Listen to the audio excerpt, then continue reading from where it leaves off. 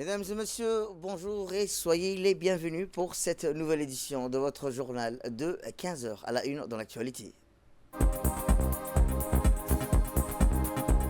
À la une dans l'actualité nationale, le ministre de la Communication et des Postes Télécommunications a fait une déclaration à l'occasion de la journée mondiale des télécommunications.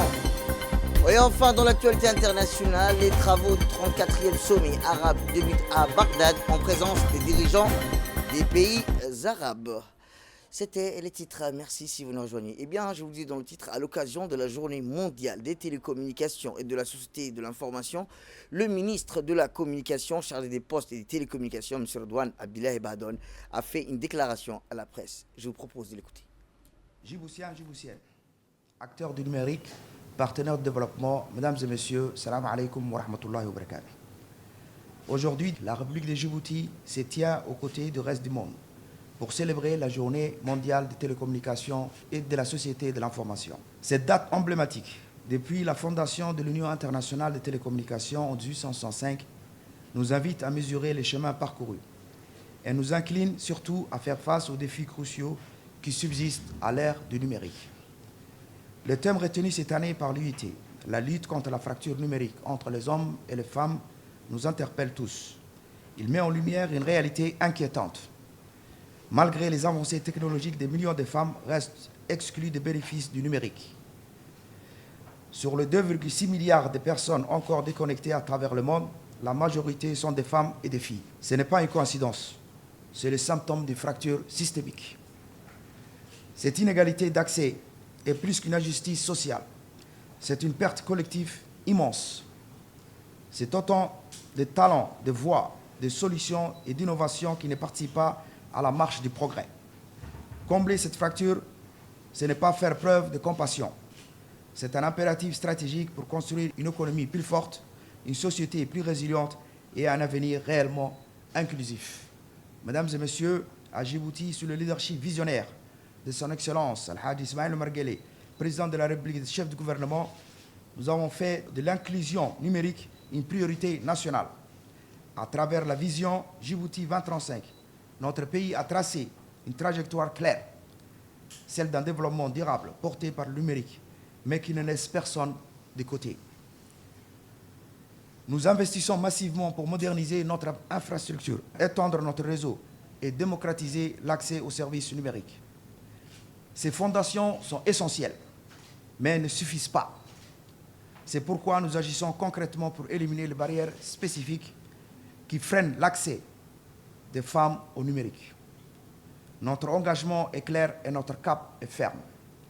Former et autonomiser les femmes et les filles par des programmes ciblés d'alphabétisation et de compétences numériques, en ville comme au milieu rural. Rendre accessible le numérique à toutes par des politiques tarifaires équitables et des initiatives favorisant l'équipement individuel. Briser les stéréotypes en encourageant l'orientation des filles vers les filières scientifiques et les carrières du numérique. Soutenir l'entrepreneuriat féminin en facilitant l'accès au financement, aux ressources et aux réseaux. Inclure les femmes dans la conception même des services publics numériques pour garantir leur pertinence et leur efficacité. Protéger les femmes dans l'espace digital en luttant contre toutes les formes de harcèlement et de violence en ligne. Mesdames et messieurs, construire un Djibouti numérique égalitaire, ce n'est pas un slogan, c'est une nécessité. C'est un combat collectif que nous ne pouvons mener seuls. Nous avons besoin de l'engagement de toutes les forces vives de la nation, pouvoir public, secteur privé, société civile, institutions académiques, partenaires techniques et financiers et surtout des citoyennes et citoyens eux-mêmes. Je vous emmène dans le sud du pays où le ministre Hassan Ahmed Ibrahim est sur le terrain à Yoboki pour accélérer les grands chantiers routiers. En mission de suivi intensif des infrastructures routières majeures, le ministre des Infrastructures et de l'Équipement, Hassan Ahmed Ibrahim, a poursuivi jeudi sa tournée d'inspection dans la région de Dikil avec une étape clé dans la sous-préfecture de Yoboki. Objectif, constaté l'avancée des travaux de reconstruction du tronçon Kalamo-Daguirou, un axe stratégique de 60 km financé par le Fonds saoudien de développement. Cette visite intervient dans la foulée de l'inspection du tronçon de Doubalala à Mouloud et des voies urbaines de Dikilville réalisée la veille sur le terrain. Le ministre était entouré d'une importante délégation composée du préfet de la région de Dikil, Hassan Abduroble, du vice-président du conseil régional, Ibrahim Gouro, du directeur général du DPCR, Abdi Ibrahim, du directeur général de l'ADR, Souban Saïd Ismail, des représentants de la société CCECC et du bureau de contrôle Saudiatech ainsi que des cadres du ministère. Tout au long du parcours, la délégation a inspecté plusieurs points névralgiques du chantier, notamment Kalamo, Gourabous, où deux points majeurs sont intégrés pour garantir l'accessibilité en toute saison. L'inspection s'est poursuivie jusqu'à Daguirou, où le ministre a été accueilli avec chaleur par le sous-préfet de Yoboki, Abdallah Roblé, entouré des principaux intervenants. La mission s'est achevée à Yoboki autour d'une réunion de travail à la base vie de CCECC, point central, coordination du projet. Le ministre a salué l'avancement notable des travaux avec plus de 30 km de couches d'enrobés déjà posées et a appelé à une mobilisation renforcée pour retenir l'échéance fixée, la livraison complète du tronçon d'ici la fin de l'année 2025. Retour à Djibouti, où le lycée de Djibouti accueille la grande finale première olympiade de géographie du pays. Cet événement marquera l'aboutissement d'initiatives lancées par le ministère de l'Éducation nationale et de la formation professionnelle sous l'impulsion de M. Moustapha Mohamed Mahmoud. Ce dernier a encouragé les inspections disciplinaires à organiser des olympiades pour l'année scolaire 2024-2025. L'inspection d'histoire-géographie a élaboré un programme structuré, débutant par des sessions de sensibilisation, de formation pour les enseignants entre novembre 2024 et février 2025. La première phase de sélection s'est tenue le 19 avril dernier, où les meilleurs élèves de classe de première L, ES et S issus de 5 lycées de la capitale ont été identifiés. La phase éliminatoire qui a eu lieu le 3 mai a vu s'affronter les établissements pour déterminer les finalistes. Rappelons qu'aujourd'hui, nous avons assisté à une finale captivante, réunissant les équipes des 4 lycées ayant remporté les étapes précédentes.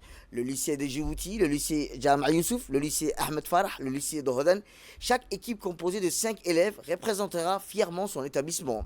Il s'agit là d'une première pour l'inspection d'histoire-géographie qui aspire à respecter les normes internationales avec l'ambition de participer aux Olympiades internationales de géographie en juin 2026 à Istanbul. Nous remercions l'association Atildi, l'AUPG et HG pour leur soutien dans cette démarche. La remise des prix se déroulera le samedi 24 mai à 10h à l'école d'excellence.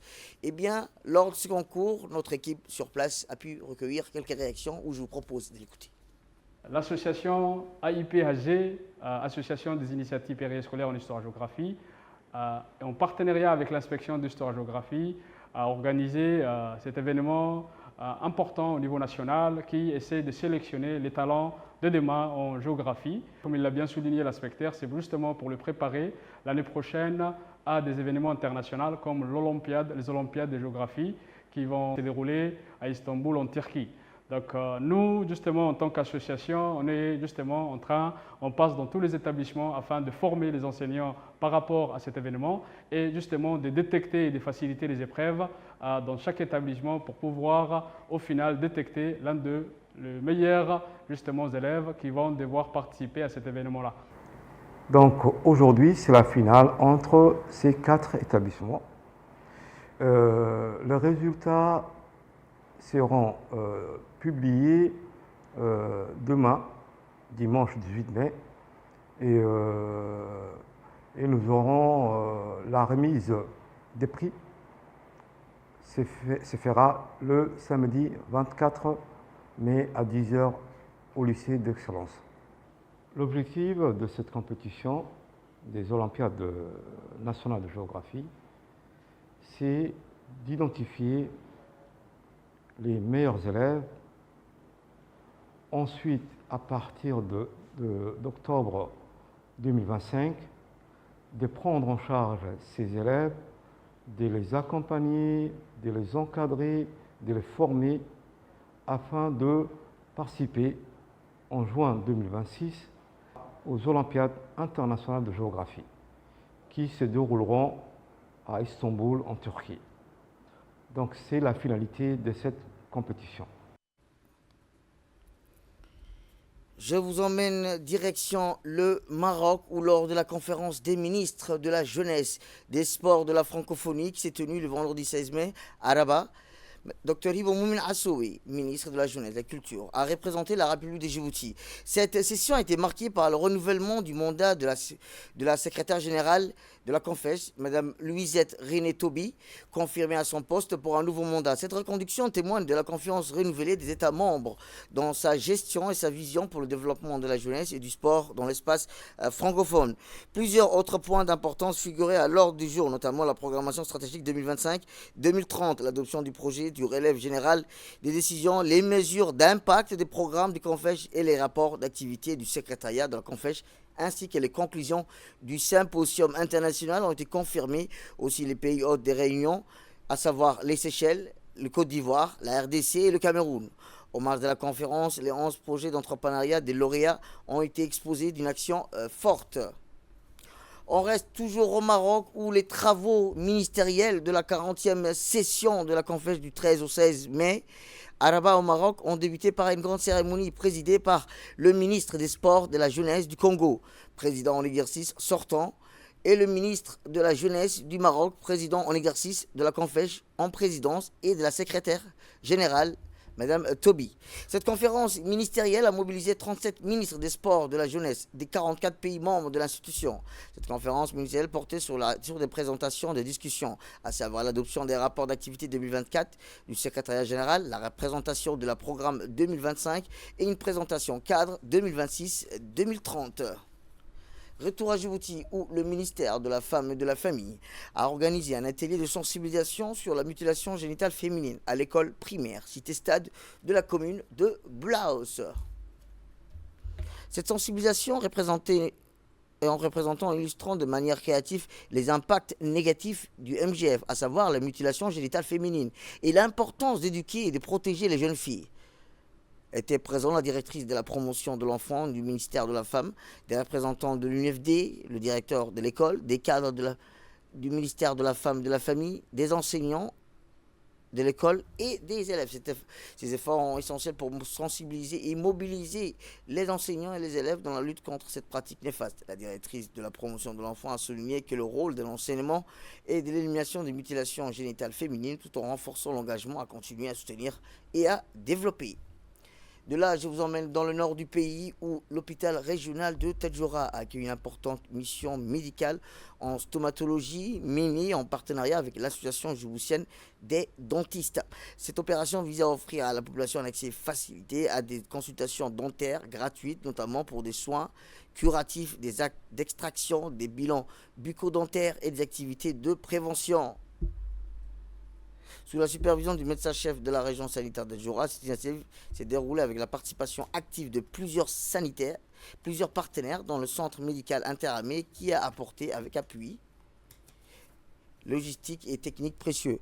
Les activités ont été honorées par la visite officielle du préfet de la région, Mohamed Abbas, du vice-président du conseil régional, venu saluer l'engagement des équipes médicales.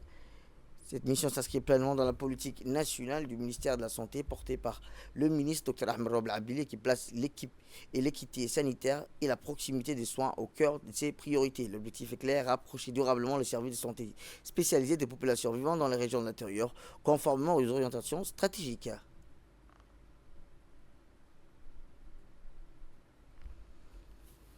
Sport à présent, ou sous l'égide du secrétariat d'État chargé des sports, la Fédération djiboutienne de tennis a organisé ce week-end la clôture du tournoi interclub destiné aux catégories minimes cadets et regroupant de 7 à 12 ans. L'événement s'est tenu au Centre national du tennis de Gabod, véritable vivier des talents de la discipline. Rappelons que la finale, très attendue, a débuté à 16h30 sous la supervision des encadreurs techniques, des jeunes compétiteurs qui ont fait preuve d'un excellent esprit sportif devant un public enthousiaste composé de nombreux parents venus soutenir leurs enfants. Le président de la fédération, M. Sougé Ibrahim, présent lors de cette cérémonie, a salué l'engagement des clubs et des familles pour le développement du tennis à Djibouti. Une mère des finalistes a tenu à prendre la parole pour féliciter le travail acharné de la fédération, soulignant que le tennis est un sport complet qui forge aussi bien le corps que l'esprit des enfants.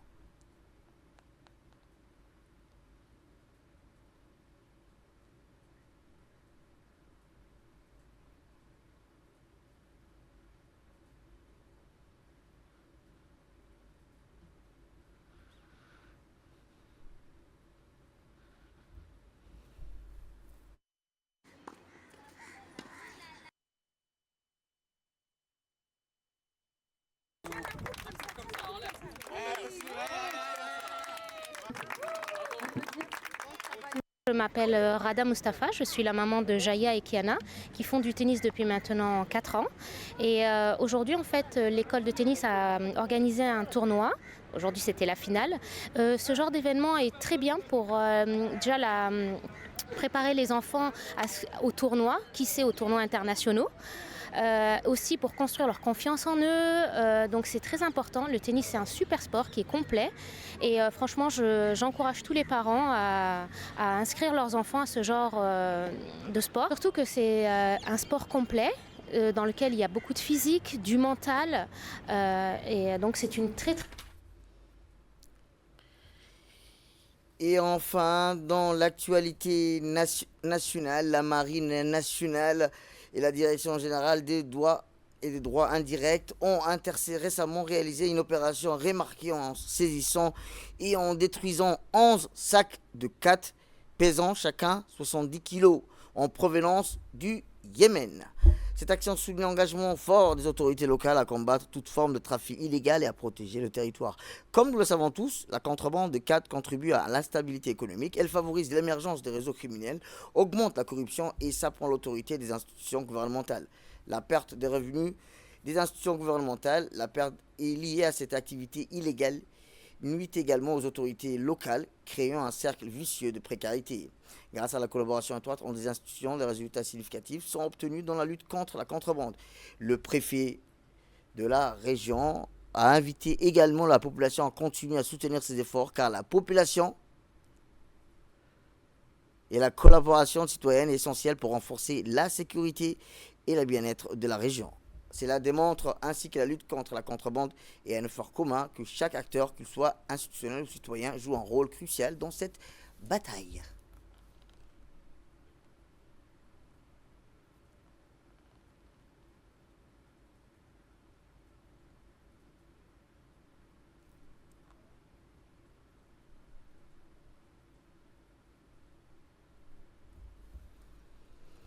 Dans l'actualité internationale, ce qui domine, la capitale irakienne, à Bagdad, a accueilli un sommet arabe, un moment crucial, suscitant l'espoir qu'il ouvre une nouvelle voie vers le renforcement du commerce et des investissements interarabes dans un contexte des défis persistants entravant l'intégration économique de la région.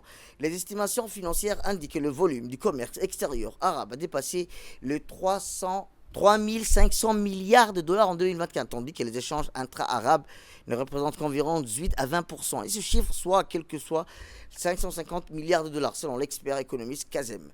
Jaber attribue cette croissance aux accords de libre-échange ainsi qu'aux efforts visant à faciliter les échanges commerciaux. En ce qui concerne les investissements intra-arabes, leur valeur cumule est estimée à 450 et 500 milliards de dollars à la fin de l'année 2024, principalement dans le secteur de l'immobilier. C'est la fin de cette édition. Merci à vous de nous avoir suivis. Restez avec nous pour suivre notre programme télévisé. Le programme continue sur Télé Djibouti. Restez avec nous.